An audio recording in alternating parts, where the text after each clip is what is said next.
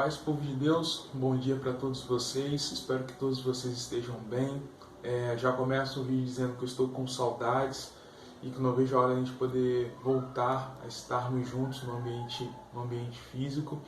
E eu queria só fazer uma observação antes de começar o vídeo, porque está rolando música no vizinho e tem um outro vizinho meu que eu acho que ele está fazendo obra. Então, se rolar algum barulho externo é por causa disso, tá bom? Mas em nome de Jesus isso não vai atrapalhar a gente nessa manhã. Como eu já disse, eu tenho estado com o meu espírito alegre no Senhor, porque eu tenho visto como Deus nessas últimas semanas, nesses últimos meses, Ele tem batido numa tecla muito clara para com a igreja, no que diz respeito no nosso relacionamento para com Ele, né? Então as lições elas têm trabalhado nesse sentido. E a lição de hoje está baseada no livro de Oséias, no Antigo Testamento. Até o título da nossa lição é Oséias, perdão para a esposa infiel, né? E nesse sentido, o Senhor trabalha, né, a nossa relação com Ele, em como o pecado atrapalha a nossa comunhão com Deus, atrapalha o nosso processo de santificação, né? E no livro de Oséias, eu tenho certeza que todos vocês conhecem, já ouviram falar, ou já estudaram alguma lição relacionada, ou já leram o livro de Oséias, o que é muito importante, que Deus fala, né, nesse livro, nessa passagem, ele usa o casamento de Oséias e de Gomer como uma forma de exemplificar como o povo era infiel para com ele, mesmo o Senhor sendo fiel, verdadeiro, presente, agindo no meio do povo, né? E nós vamos falar sobre isso nessa manhã, sobre como o pecado ele atrapalha o nosso relacionamento com Deus e como a nossa carne tem prazer em flertar com o pecado. Essa que é a verdade. Eu estava conversando isso com a Raquel, a minha esposa, de como nós precisamos pregar o Evangelho para nós mesmos, todos os dias. Porque por muitas vezes nós pensamos que a nossa única missão exclusiva é pregar o Evangelho fora da igreja. Mas nós precisamos pregar para nós mesmos também, todos os dias, para nós evitarmos que a nossa comunhão com Deus, com o nosso relacionamento com Deus, venha a ser atrapalhado por tudo de ruim que há nesse mundo. Nós não podemos deixar o mal do mundo influenciar o nosso relacionamento com Deus. Amém? E para isso, eu já convido você a abrir a sua Bíblia em Oséias, capítulo 2. Nós iremos ler o versículo 1 e 2. Amém? Que diz assim, ó: Chamai a vosso irmão meu povo e a vossa irmã favor. Repreendei vossa mãe, repreendei-a, porque ela não é minha mulher, e eu não sou seu marido, para que ela afaste as suas prostituições de sua presença e os seus adultérios de entre os seus seios. Aqui o Senhor já começa de uma maneira muito clara, falando, no caso, usando esse exemplo de Gomer, esse exemplo real, físico e verdadeiro, né, dentro da palavra, para também ampliar isso que estava acontecendo na vida do casal, para que ele pudesse ampliar isso em relação ao povo. E hoje nós podemos trazer isso para as nossas vidas, de como o pecado, de como nós focamos em muitas coisas erradas, e isso acaba atrapalhando a nossa vida cristã, o nosso relacionamento com Deus. Amém? O livro de Oséias, ele é um livro duro, né? Ele é um livro que não esconde nada, por isso que eu sempre gosto de ressaltar que eu amo a palavra de Deus, pois a palavra de Deus ela faz questão de deixar tudo às claras, né? Tudo bem exposto, nos mínimos detalhes, com o local certo da vírgula, com o local certo do sujeito, do verbo, para que nada passe desapercebido, né? Então, dessa maneira, Deus, nesse livro, ele não expressa somente o pecado, ele não expressa somente a infidelidade, mas vale destacar que o Senhor também expressa o seu amor, a sua graça e a sua misericórdia nesse livro. O Senhor ele faz questão de apontar o erro, mas ele também faz questão de apontar o caminho de volta, o caminho pelo qual nós podemos abandonar o pecado e nos relacionarmos com ele em verdade. Amém? E nós vamos mostrar isso por intermédio de 3 pontos que nós vamos abordar dentro da palavra de Deus, para que nós venhamos abandonar os nossos pecados e cada vez mais nos relacionarmos em verdade com Deus. E meus irmãos, nesse sentido de como o pecado ele atrapalha a nossa comunhão com Deus, é até interessante que quando eu estava folheando minha Bíblia, eu achei um sermão antigo que eu montei para algum evento que eu fui chamado para poder levar a palavra do Senhor. E até eu achei engraçado que foi baseado em Daniel 3, e o título do sermão é Santidade para quê? Para que nós queremos santidade? Para que serve a santidade? E uma das coisas que o estudo aborda, o primeiro ponto desse estudo é que o pecado nos adoece. O pecado nos adoece e principalmente atrapalha o nosso processo de santificação. Uma das coisas muito interessantes, um dos pontos muito importantes relacionados à santidade, é que a santidade que nós buscamos junto a Deus, a forma como nós pedimos que o Senhor trate as nossas mazelas, a santidade nos aproxima do Senhor e nos permite, por intermédio do Espírito Santo, compreender a sua voz, compreender os seus desejos, para que Ele realize os seus planos por intermédio das nossas vidas. E o pecado, ele atrapalha esse processo, o pecado, ele atravessa esse processo. E dessa forma, o pecado, ele não somente adoece o nosso espírito, adoece a nossa alma, mas adoece a nossa carne também. Porque existem diferentes tipos de pecado. E esses pecados, eles podem nos marcar psicologicamente, mas nos marcar fisicamente também. Então, esse é o grande X, é o primeiro ponto que nós vamos abordar aqui hoje.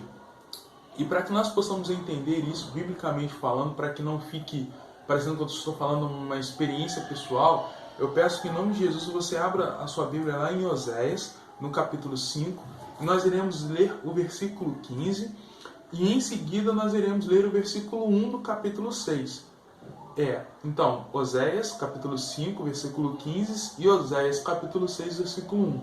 E diz assim a palavra do Senhor: Irei e voltarei para o meu lugar, até que reconheçam culpados e busquem a minha face, estando eles angustiados, cedo me buscarão, dizendo: Vinde e tornemos para o Senhor, porque Ele nos despedaçou e nos sarará, fez a ferida e a ligará. Eu acho algo assim fora do quadrado. Eu gosto muito dessa expressão fora do quadrado. Eu gosto de usar essa expressão em tudo relacionado ao Senhor, porque o Senhor, Ele permite que nós venhamos nos afastar dele. Ele permite que essa corda ela venha a ser esticada. E nós pensamos muitas vezes que nesse processo em que a corda é esticada, que o Senhor perdeu o controle das coisas. Só que isso não é verdade. O Senhor permite que essas cicatrizes elas venham a acontecer. O Senhor permite que esse pecado venha a nos adoecer, para que nós possamos entender que não existe vida fora dele. Eu acho isso de uma soberania tão grande, de um poder tão grande, de conhecer o universo e todas as coisas de maneira tão detalhada, que eu amo isso em Deus, por isso que eu uso essa expressão fora do quadrado. O Senhor diz lá no versículo, a palavra do Senhor diz lá no versículo 15 do capítulo 5, Irei e voltarei para o meu lugar, até que se reconheçam culpados e busquem a minha face. Então, quando o processo do pecado, o ato do pecado, ele nos adoece, nós precisamos reconhecer que nós estamos fora da face do Senhor e que isso está nos machucando e precisamos voltar a nossa face a Deus e buscar os seus caminhos novamente. Então, o primeiro ponto que nós precisamos ter compreensão do processo do pecado que está expresso em Oséias é: o pecado nos adoece e nós precisamos voltar para o Senhor para sairmos do pecado. Não há solução para o pecado fora de Deus. Só há solução para o pecado em Deus e na sua palavra, na sua justiça, no seu amor, na sua esperança, na sua misericórdia e na sua graça. Levando em consideração que o pecado nos adoece, eu até queria convidar você a abrir a sua Bíblia em Isaías capítulo 59. Nós iremos ler o versículo 2 de Isaías 59, que diz assim, mas as vossas iniquidades fazem separação entre vós e o vosso Deus, e os vossos pecados encobrem o seu rosto de vós, para que não vos ouça. Aí, voltando em Oséias, iremos voltar para o capítulo 6, no versículo 2, que diz assim: depois de 2 dias nos revigorará, ao terceiro dia nos levantará e viveremos diante dele. É muito interessante como a palavra de Deus ela é conectada, ela é atemporal, é conectada e ela não deixa fios soltos, como muitos por aí defendem. A verdade é que nesse processo nós já compreendemos que o pecado nos adoece, mas quando nós entendemos isso e voltamos a nossa face para o Senhor nos restaura. E a palavra ela já faz até uma menção, ela aponta para o sacrifício do nosso Senhor Jesus na cruz, no qual esse processo, para a glória de Deus, nos reconcilia com o Criador. O Senhor faz todo esse processo, o seu plano perfeito. Então, o segundo ponto é: a nossa volta para o Senhor traz restauração para as nossas vidas. E é um processo no qual o Senhor tem prazer. Essa que é a verdade. O Senhor ele tem um amor pelas nossas vidas, ele tem um carinho, a graça, a misericórdia dele é algo tão incompreensível que nesse processo que nós nos encontramos arrependidos, ele tem prazer em colocar a mão na obra. Ele tem prazer em nos tratar, curar as nossas feridas, a nossa mente, o nosso coração, para que nós venhamos viver a plenitude da sua palavra.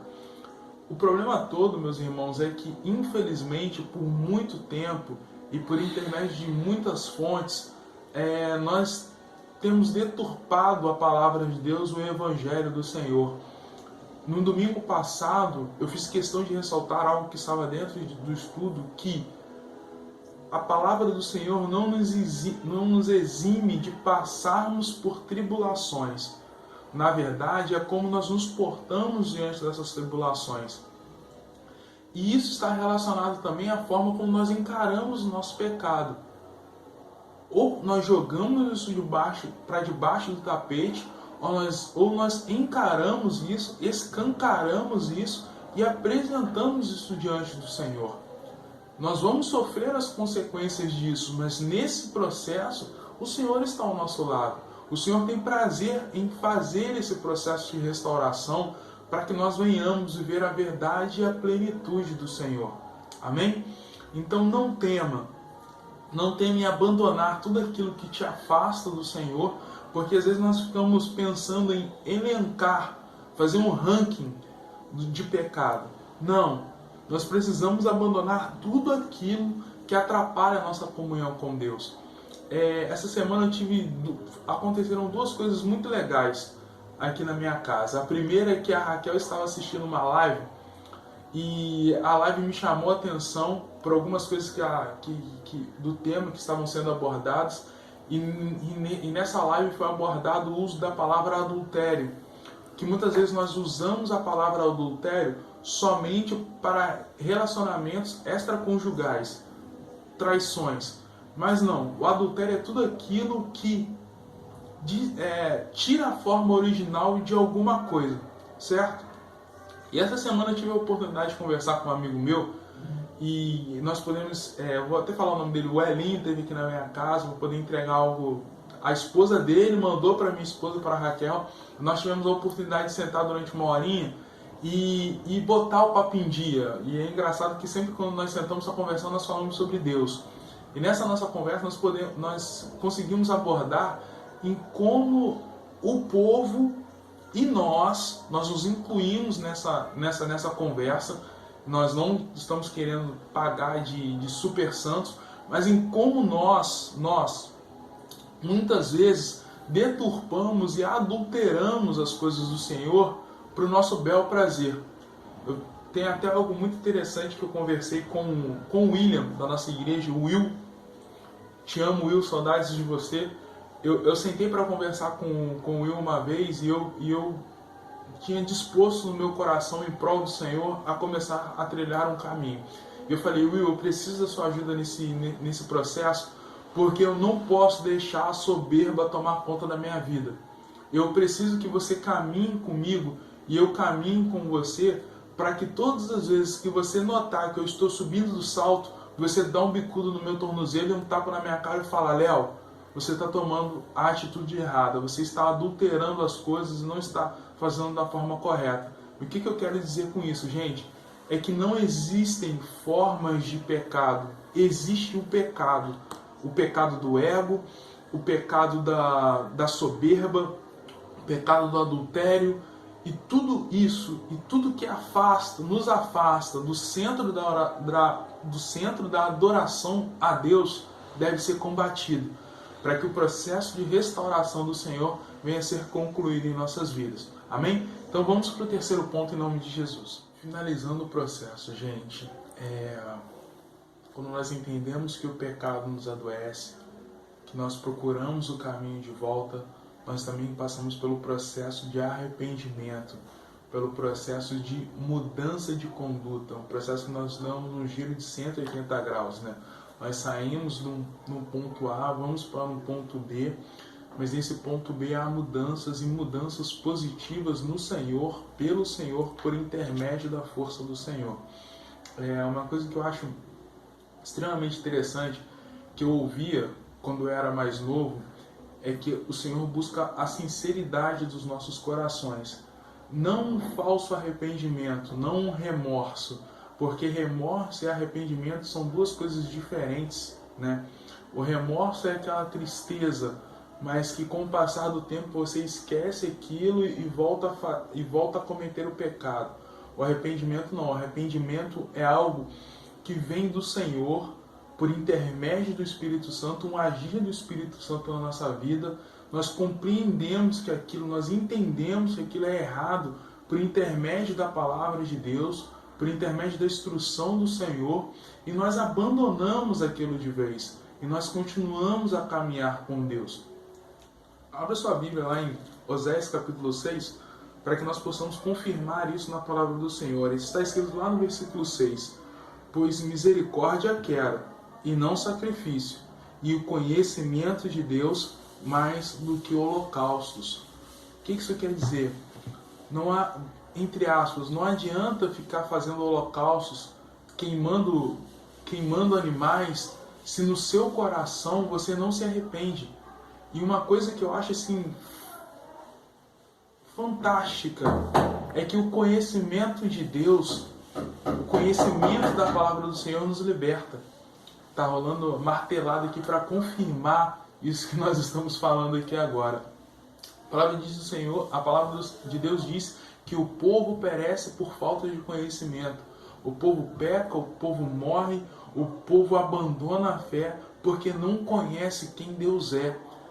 E quando nós conhecemos a Deus por intermédio da sua palavra, por intermédio do exercício da sua palavra, o arrependimento é verdadeiro. E nós abandonamos as nossas práticas pecaminosas em prol da glória do Senhor. Meus irmãos, eu finalizo o estudo de hoje pedindo a cada um de vocês algo muito simples. Eu já falei isso na última lição, eu tenho falado isso muito nos últimos dias, que é: dediquem-se a conhecer o Deus de vocês. Aleluias, glórias a Deus. Dediquem-se a conhecer o Deus de vocês. Dediquem-se a estar com o Senhor. Dediquem-se a conhecer a palavra do Senhor, para que vocês venham a eliminar da vida de vocês tudo que não provém de Deus, tudo aquilo que te afasta da presença do Senhor, para que você possa trabalhar no reino de Deus em espírito e em verdade. Porque às vezes nós ficamos pensando no ponto final, na nossa salvação, no momento que nós vamos encontrar com o Senhor. Mas esquecemos que nós temos uma caminhada aqui na terra e essa caminhada ela deve glorificar o nome de Deus. E nós glorificamos o nome de Deus quando nós abandonamos o pecado, mudamos de vida e fazemos a obra do Senhor com alegria. Amém? Eu peço que o Senhor abençoe a sua casa, abençoe a sua família e que a paz do Senhor esteja contigo. Amém? Um beijo do gordo no seu coração e até a próxima.